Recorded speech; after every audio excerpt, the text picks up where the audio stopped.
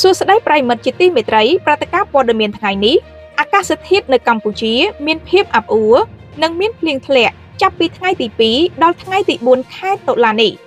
កម្ពុជាបន្តរងឥទ្ធិពលខ្លាំងពីរបបខ្យល់មូសុងនិរតីដែលបង្កពីសម្ពាធទាបកើតនៅសមុទ្រចិនខាងត្បូងស្ថានភាពនេះធ្វើឲ្យអាកាសធាតុនៅកម្ពុជាចាប់ពីថ្ងៃទី2ដល់ថ្ងៃទី4ខែតុលាឆ្នាំ2025បន្តមានសភាពអាប់អួរមេឃរកកលភ្លៀងនិងអាចភ្លៀងធ្លាក់បើតាមសេចក្តីជូនដំណឹងរបស់ក្រសួងធនធានទឹកនិងអូតូនិយមចេញផ្សាយនៅថ្ងៃទី2ខែតុលានេះនៅតំបន់វាលទំនាបមានសីតុណ្ហភាពមធ្យមអបបរមា22និងសីតុណ្ហភាពមធ្យមអតិបរមា31អង្សាសេខណៈដែលខ្យល់បក់មកពីទិសបូព៌ានិងទិសអាគ្នេយ៍មានល្បឿនមធ្យម3ម៉ែត្រក្នុង1វិនាទីក្នុងខេត្តបន្ទាយមានជ័យបាត់ដំបងពោធិ៍សាត់កំពង់ឆ្នាំងសៀមរាបកំពង់ធំកំពង់ចាមត្បូងឃ្មុំព្រៃវែងកណ្ដាលតាកាវស្វាយរៀងនិងភ្នំពេញអាចមានភ្លៀងធ្លាក់ជាមួយនឹងផ្គររន្ទះនិងខ្យល់កន្ត្រាក់គ្របដណ្ដប់លើផ្ទៃដី 25% ចំណែកនៅតំបន់ខ្ពង់រាបមានសីតុណ្ហភាពមធ្យមអបបរមា21អង្សាសេ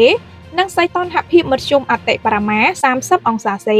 ខណៈដែលខ្យល់បក់មកពីទិសបូព៌ានិងពីទិសអាគ្នេយ៍មានល្បឿនមធ្យម4ម៉ែត្រក្នុង1វិនាទីនេះបើតាមក្រសួងធនធានទឹកដែលឲ្យដឹងទៀតថាក្នុងខេត្តកំពង់ស្ពឺប៉ៃលិនឧត្តរមានជ័យព្រះវិហារក្រចេះស្ទឹងត្រែងរតនគិរីមណ្ឌលគិរីជួរភ្នំដងរែកនិងតំបន់ជួរភ្នំក្រវាញអាចមានភ្លៀងធ្លាក់ជាមួយនឹងផ្គររន្ទះនិងខ្យល់កន្ត្រាក់គ្របដណ្ដប់លើផ្ទៃដី 30% ចំពោះតំបន់មាត់សមុទ្រវិញមានសីតុណ្ហភាពមធ្យមអបបរមា21អង្សាសេនិងសីតុណ្ហភាពមធ្យមអតិបរមា31អង្សាសេ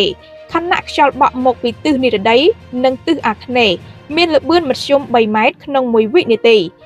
មានខេត្តកោះកុងព្រះសីហនុកំពតកែបនិងជួរភ្នំបូកគោអាចមានភ្លៀងធ្លាក់ជាមួយផ្គររន្ទះនិងខ្យល់កន្ត្រាក់គ្របដណ្ដប់លើផ្ទៃដី 25% ក្រសួងធនធានទឹកបញ្ជាក់យ៉ាងដូចនេះហើយបន្ថែមថា